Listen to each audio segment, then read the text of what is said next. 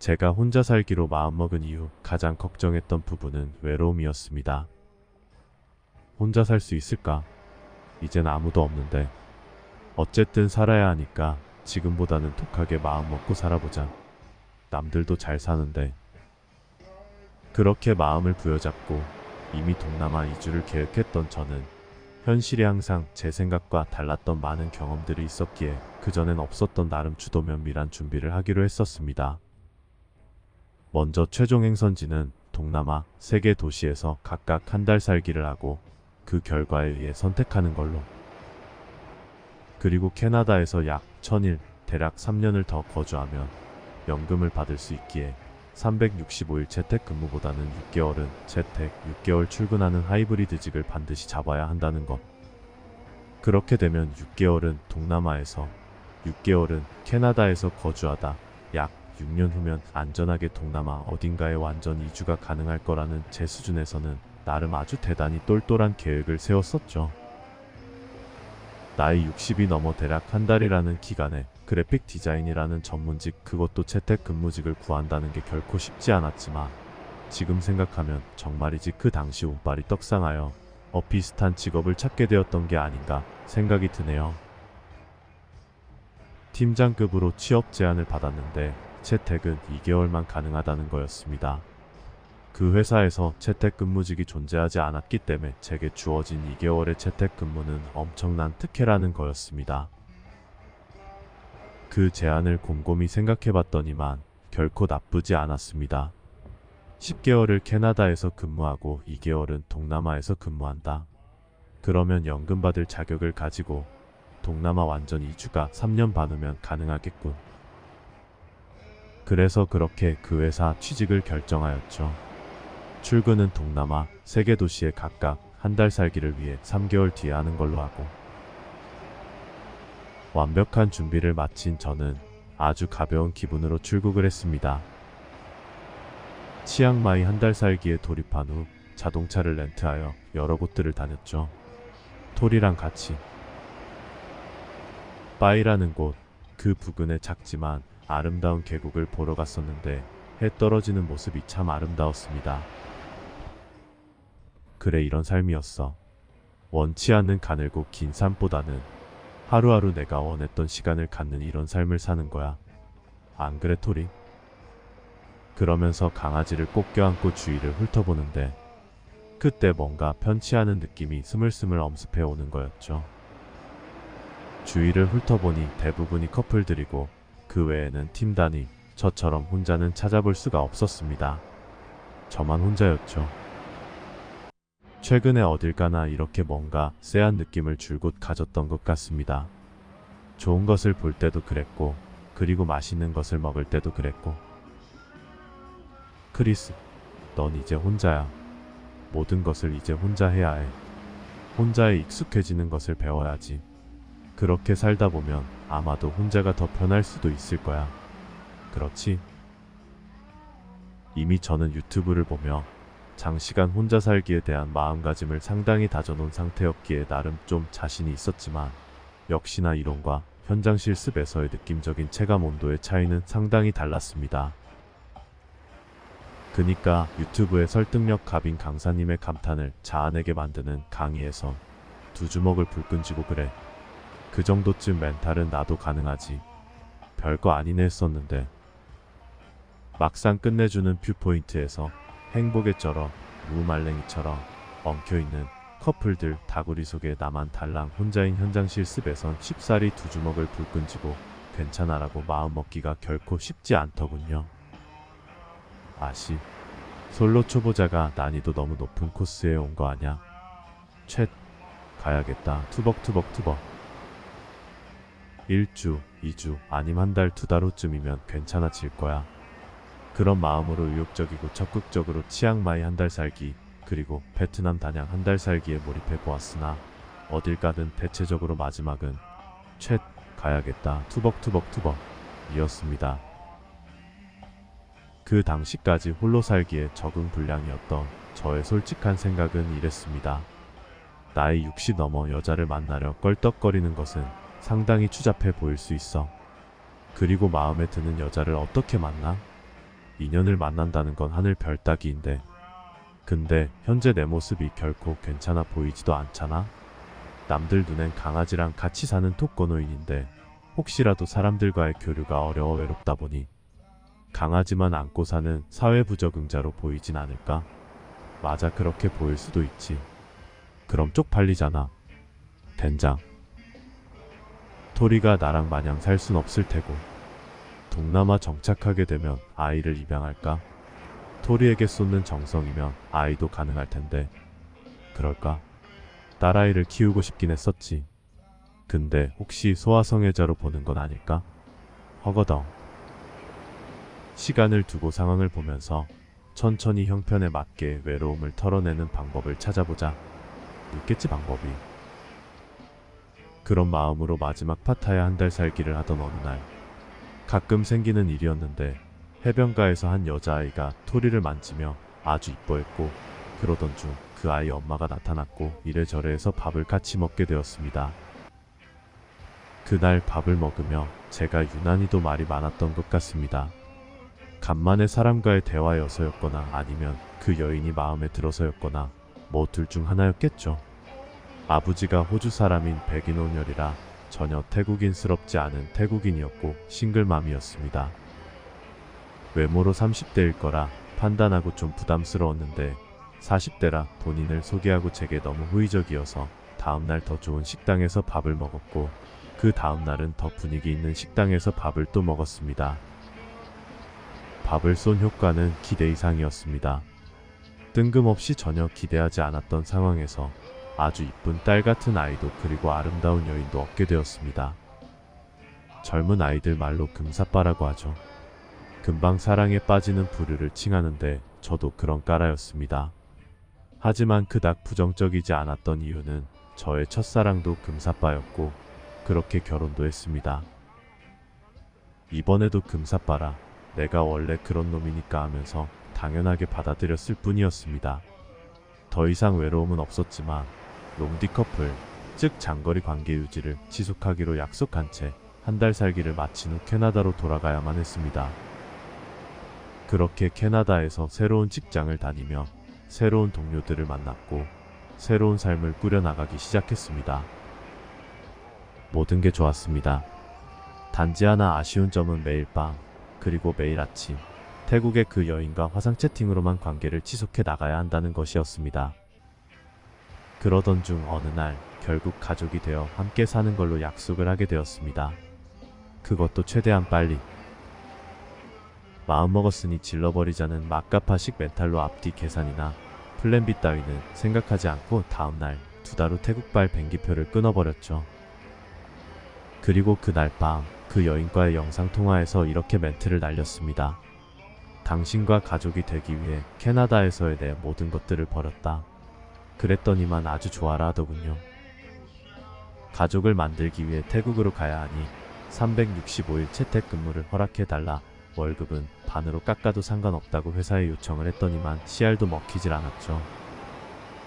책임감 따윈 안중에도 없이 가족을 만들기 위함이란 나름 뚜렷한 정당성을 들이대면서 어제까지만 해도 제가 최선을 다하겠습니다 라고 나불대며 다니던 그 회사의 사표를 던져버리고선 다시 구직 전선에 뛰어들어 결국 365일 재택근무직을 잡아서 태국으로 향하였습니다. 오로지 그 여인은 나의 운명이란 생각밖에 없었던 60 넘은 틀딱이 눈에 콩깍지가 씌워져 그토록 과감한 행보를 보일 줄은 당연히 저도 몰랐죠. 제가 그 여인을 운명이라 생각하게 된 이유 중 하나가 그녀의 전직이었는데 다름 아닌 커피숍을 했다는 거였어요. 제가 태국에 온 이유 중 하나가 바로 저의 버킷리스트인 커피 브랜드 런칭이었기에 이건 정말 운명인가 보다 라고 생각을 했던 거였습니다. 그 여인이 관광객 많은 나이트 마켓에서 커피숍 부스를 운영할 거란 얘기를 듣고 약간의 지원금과 숍간판과 메뉴 등을 만들어주며 2달간 열심히 배우라고 했었죠. 그리고 제가 가면 커피 비즈니스를 제대로 해보자고. 그런 상황에서 매일 밤 매일 아침 화상통화를 해왔는데 오늘은 몇 잔을 팔았다 이런 얘기와 나이트 마켓 분위기 등을 보여주며 제외 날이 이제 며칠 남았네 어쩌네 하고 있었습니다. 그런데 말입니다. 태국 출국 일주일 전쯤부터 그 여인에게 이상한 느낌을 받기 시작했습니다. 뭔가 거짓말을 하는 듯한 느낌적인 느낌. 제가 유튜브 영상이다 보니 사실 많이 망설여집니다. 어디서 어디까지 얘기를 해야 할지? 기본적으로 그 여인의 프라이버시를 침해하지 않는 범위에서 또 제가 극도로 창피하게 생각하는 부분이 있다면 그 부분도 좀 꼽을 쳐야 할 테고 양념도 좀 쳐야 할까요? 유튜브가 처음이라 이제 유튜브 시작한 지 10개월쯤 된 건가요? 살벌한 댓글이나 후환이 두려울 수도 있겠지만 법적인 문제는 당연히 없고 윤리적 도덕적인 면에서도 별 문제가 없는 것 같거든요. 단지 개인의 성향 차이로 인해 지적은 받을 수 있겠으나 질타받을 일은 아닌 듯 해서 어쨌든 최대한 사실에 근거하여 말씀드려 보겠습니다. 나이트마켓에서 커피숍 부스를 오픈하여 열심히 커피를 팔던 그 여인에게 많은 남자들이 기웃거린다고 9살 된 딸아이가 제게 귀뜸을 해주며 자기가 잘 지킬 테니 걱정 말라고 했었는데 결국 그게 화근이 되었습니다. 한 중국 남자가 그 여인에게 매일 관광버스로 수차례 들어오는 중국인 관광객들을 상대로 비즈니스를 같이 하면 큰 돈을 벌 수 있다는 꼬드김에 넘어가 버렸던 거죠. 그 때문에 태국 입국 약 2주 전부터 그 여인은 커피숍도 등한시하게 되었고 그 부분을 감추려 한 거짓말로 인해 저와 처음 말다툼을 하게 되면서 결국 중국인과의 비즈니스를 그 여인으로부터 직접 듣게 되었습니다. 중국인과의 비즈니스를 포기할 수 없다는 그 여인의 말에 화가 나서 결별을 선언했고 그리고 이틀 뒤 저는 태국으로 가야만 하는 예상치 못한 상황이 되어버린 거였습니다. 가족을 만들기 위해 도착한 태국에서 졸지에 혼자가 되어버려 정말 황당하기 그지없었고 혹시나 내가 너무 성급했던 게 아닌가 하는 생각과 아쉬움으로 결국 그날 저녁 그 여인이 있는 나이트 마켓으로 가게 되었습니다.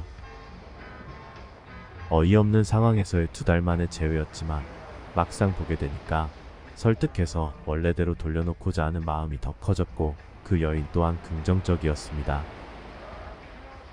그렇게 얘기를 나누는 도중 갑자기 검은 그림자가 드리워졌습니다. 한 남자가 서 있었습니다. 그는 그 여인에게 구글 번역기를 들이댔고 그 여인은 남자친구라고 답했습니다. 사람을 외모로 평가해선 안 된다는 것을 저는 잘 알고 있습니다. 그런데 그를 보는 순간 동남아가 중국 범죄 집단으로 인해 많이 망가지고 있다는 뉴스가 자동적으로 떠올랐습니다. 그 사람과 대화를 나누는 그 여인을 보는 순간 그 여인은 더 이상 제가 생각하고 꿈꿔왔던 그 여인이 아니었습니다. 제가 그리워했던 그 여인 대신 돈이라면 어떤 일도 마다하지 않겠다는 강한 의지를 가진 생소한 여인만 존재하였습니다. 시각적 충격을 먹은 저는 곧장 대화를 멈추고 나이트 마켓을 빠져나왔습니다. 저의 태국 이주 첫날 가족을 만들 거라는 그녀와 그렇게 이별을 했던 거죠. 나를 좋아해 주던 그 여인의 딸아이가 늦은 시간에도 나이트 마켓에서 노는 모습이 안쓰러워 인터넷을 통해 피아노 학원도 알아놨었는데 모든 게 더 이상 의미가 없어져 버렸습니다. 내가 여길 왜 왔을까?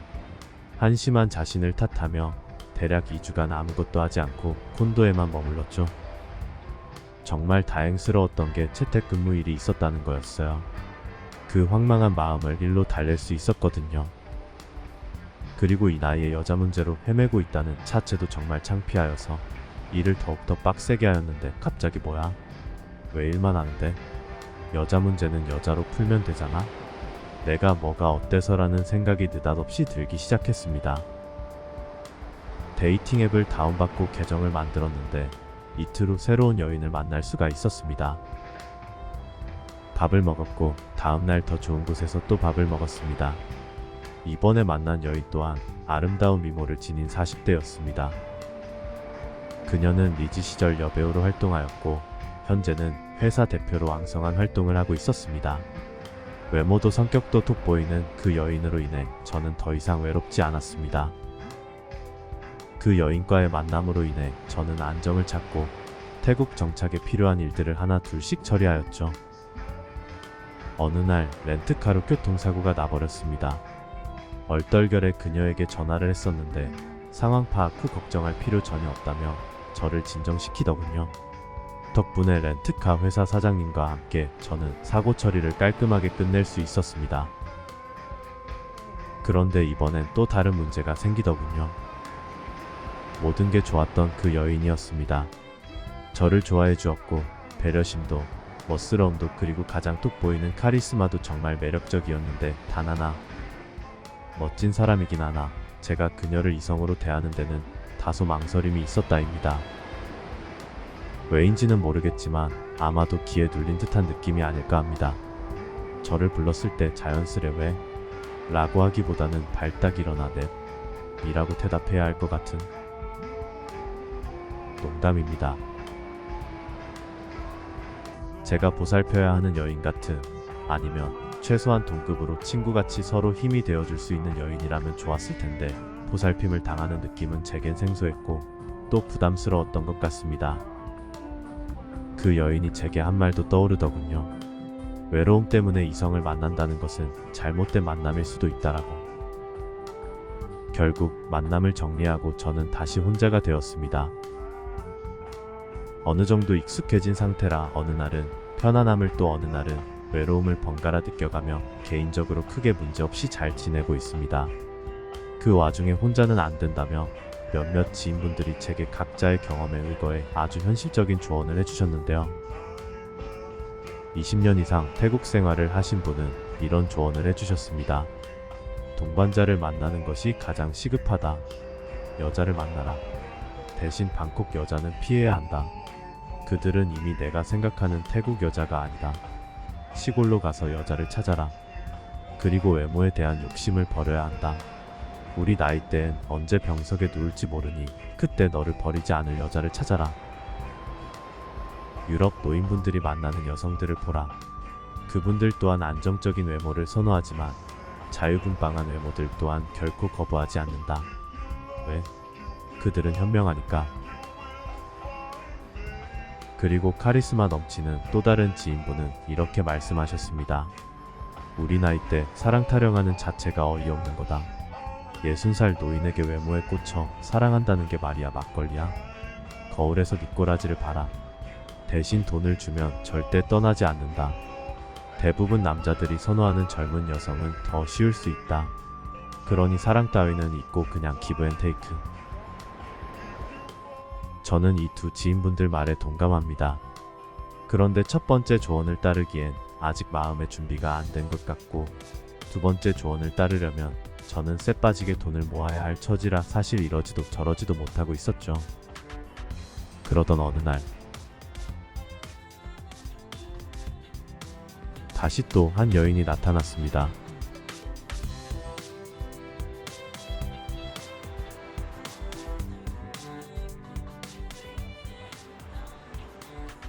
나이 50살, 뱀파이어 같은 여인으로 인해 저의 모든 것이 바뀌어져야 할 것 같은 예감이 듭니다.